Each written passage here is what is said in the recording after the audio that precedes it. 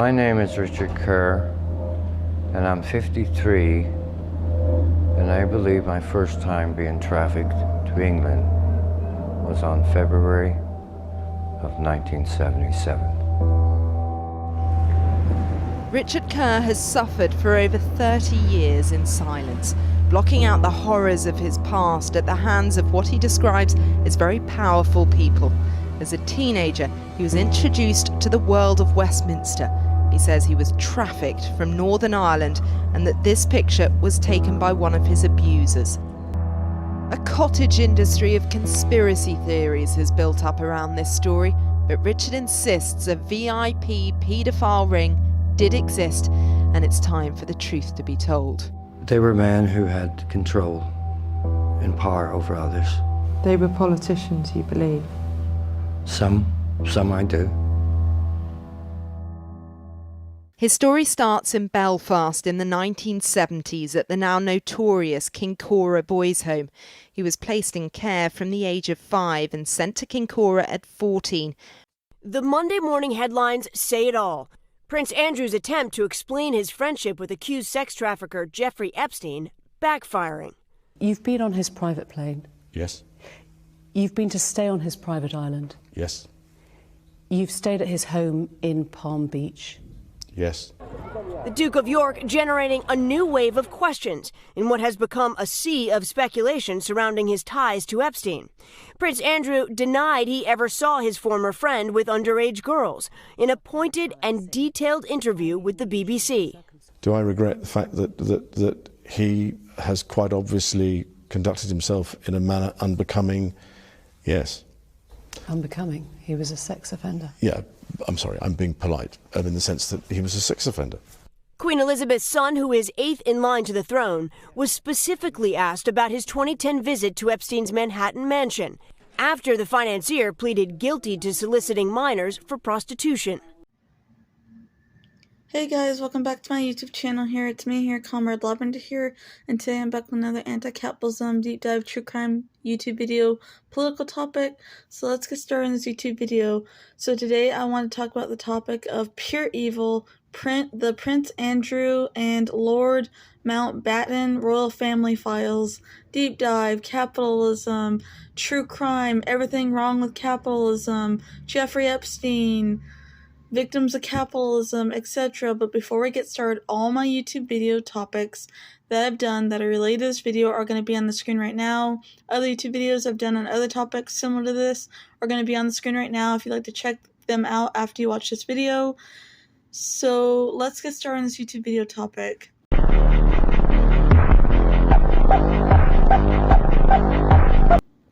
Fresh claims emerged that late Queen's cousin Lord Mountbatten abused children at Northern Ireland Boys' Home. As one says he was trafficked to the royal's castle, a new book has raised fresh claims that Queen Elizabeth II's cousin, Lord Mountbatten, sexually abused and raped multiple young boys in a children's home before his death in 1979, and how he was a pedophile. Lord Mountbatten, known as Dickie, was linked to the Kincora Boys' Home in Belfast by former resident Arthur Smith, who named Prince Philip's uncle as his alleged abuser in 2022 as part of the legal action against institutions in Northern Ireland for breach of duty of care and negligence. And in 2019, a secret dossier compiled by the FBI on British statesmen during World War II and the Suez Crisis described King Charles' uncle and valued mentor as a gay man with a perversion for young boys, which made him unfit man to direct any sort of military operations.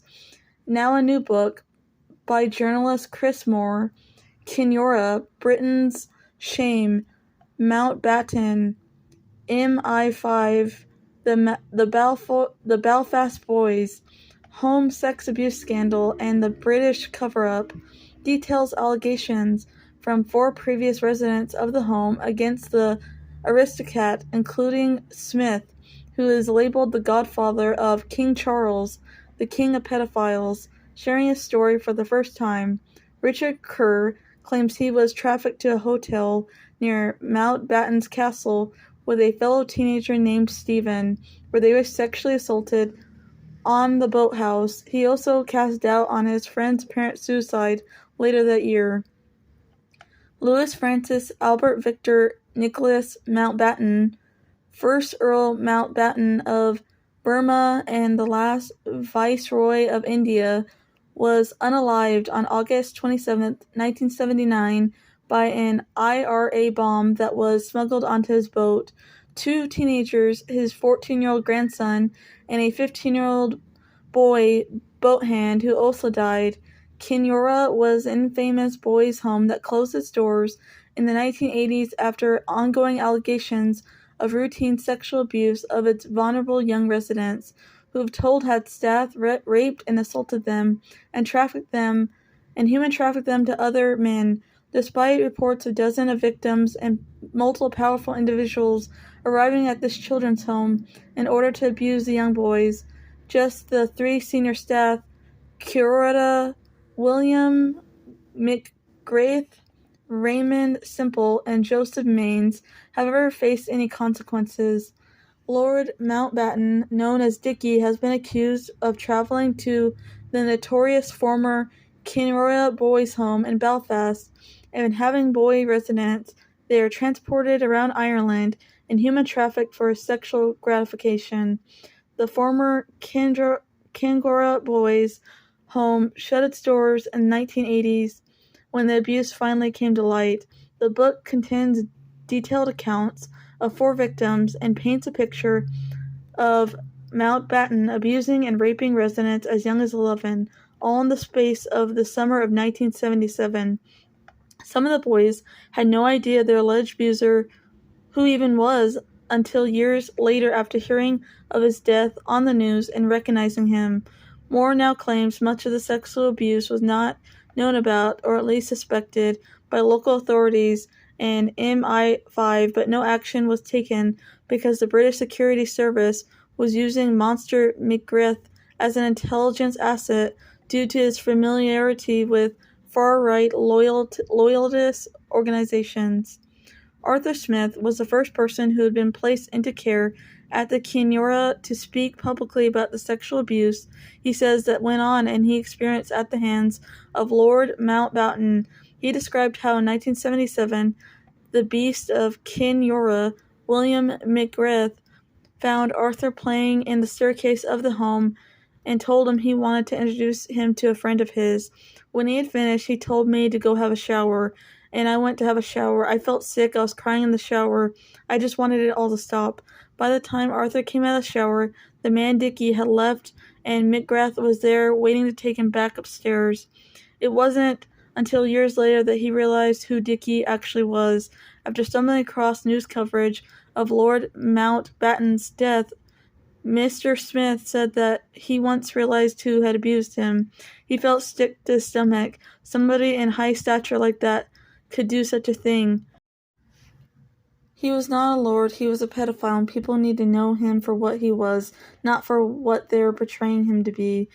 Richard Kerr says he was taken to the Casaban Castle where Mountbatten abused him. Richard Kerr and Stephen Ryring were both driven by senior care staff member Joseph Maines, from there taken to Manor House Hotel, where they were allegedly abused by Mountbatten. In August of the same year, 2 more Kinra residents were abused by Mountbatten, but instead of coming to them, the royal family member ensured the home's own staff brought victims across Ireland to him. Richard Kerr and Stephen Roaring were both driven to Fermanagh by senior care staff Joseph Maines, and there taken to the Manor House Hotel near the Mountbatten's Casaban Castle, where they often spent the summer. Maines would later be convicted of sexual offenses against boys relating to his time at the Kinora, along with his colleagues William McGrath and Raymond Simple. Richard revealed how he and Stephen waited with Maines in the car to be picked up by Mountbatten's security guards, who arrived in 2 separate black Ford Cordoras and ferried the boys to the hotel in Mallymore in County Sligo, just a few minutes' drive from the castle. Richard told Moore how they were dropped off separately at the CAPITALISM before being taken individually from a guest reception room to the Green Boathouse, where they were sexually assaulted. 2 teenage boys were also killed in the explosion, which the IRA claimed responsibility for. Teenager Amal, not his real name, was 16 years old when he was first taken to the CAPITALISM, the castle used at a summer retreat by the Mountbatten family. He was taken there 4 times in the summer of 1977. The same summer, it alleged Mountbatten abused the other boys to provide the royal family member with sexual favors. Moore writes, Emil's accusations first surfaced in the 2019 book by Andrew Lottie, The Mountbattens, Their Lives and Loves, which caused a scandal upon publication. He said the sexual encounters were taken hour and occurred at a hotel about 15 minutes away from the castle itself. Admal described Mountbatten as polite and told him he liked dark-skinned people, especially those from Sri Lanka. The Lord is also said to have complimented Amal and his smooth skin. The then-teenager told Lai that he knew of several boys from Kenora who were brought to Mountbatten on various occasions. Prince Andrew emails show contact with Jeffrey Epstein lasted beyond 2010. The Duke of York was in contact with U.S. sex offender Jeffrey Epstein longer than he had previously admitted. Emails published in court documents appear to show keep in close touch. We'll play some more sometime soon, said an email sent to Epstein from the family believed to be Prince Andrew. The court documents from the UK's Financial Conduct Authority show the emails being sent in a February 2011. In his BBC News Night interview, Prince Andrew said he had not seen or spoken to Jeffrey Epstein after going to his house in New York in December 2010. In the financial services industry, claims he has not fully revealed the extent of his relationship with Jeffrey Epstein. These email exchanges between the royal and Jeffrey Epstein appear friendly and familiar. In June 2010, Jeffrey Epstein emailed, "If you can find time to show Jez around with Verda, that would be fun. He told me he ran into you tonight." The message was first reported by business news agency Bloomberg.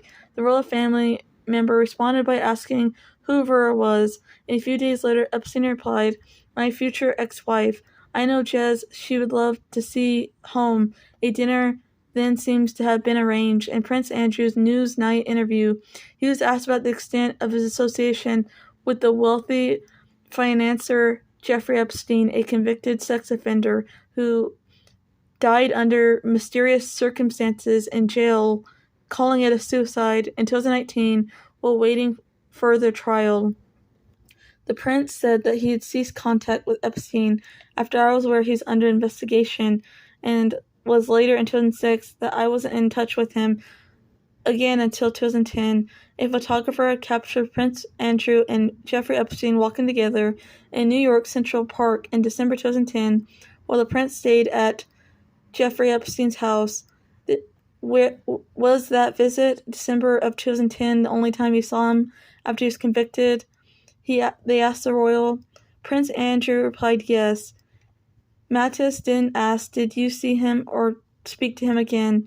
And to which Andrew responded no, but emails a few months after the New York meeting suggest, if not a direct conversation, they were still friendly exchanges according to the court documents.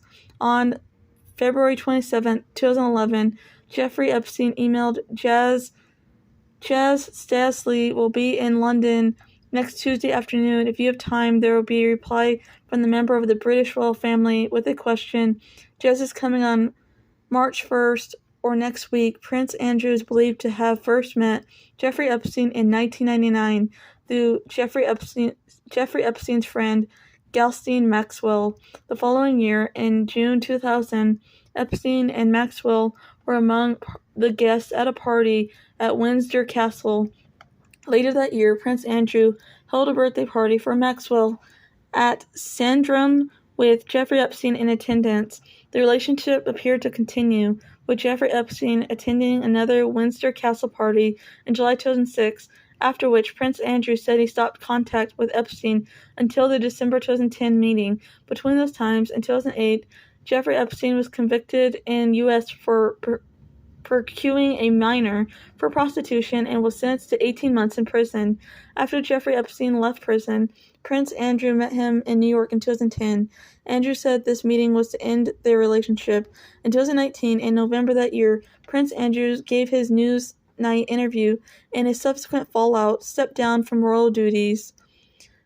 Virginia Goffrey, plaintiff in Epstein and Prince Andrew sex trafficking case, dies at age 41.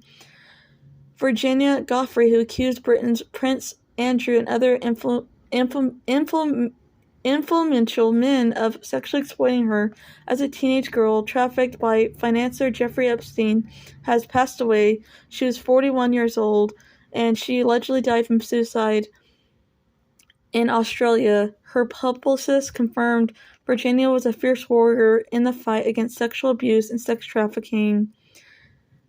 She lived in Australia for years, became an advocate for sex trafficking survivors, after emerging as a central figure in Jeffrey Epstein's prolonged downfall. And Jeffrey Epstein's girlfriend and later employee, Gastill Maxwell, Goffrey said that Maxwell hired her as a masseuse for Jeffrey Epstein, but the couple effectively made her a sexual servant, pressuring her into gratifying not only Epstein, but also his friends and associates. Goffrey said she was flown around the world for assignments with men, including Prince Andrew, when she was 17 and 18 years old.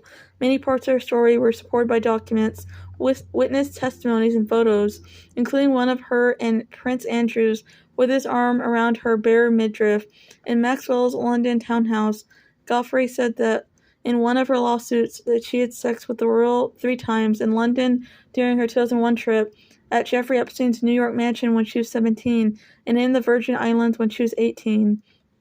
Andrew categorically rejected and denied these allegations and said he didn't recall having actually met her. His denials blew up in his face during a November 2019 BBC interview.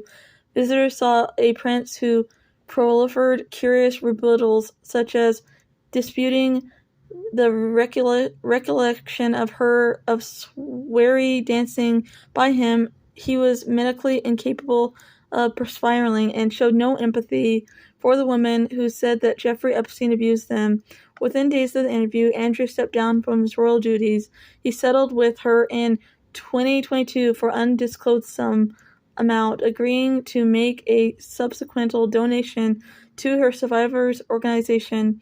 A statement filed in court said the prince acknowledged Jeffrey Epstein was a sex trafficker and Goffrey was an established victim of abuse.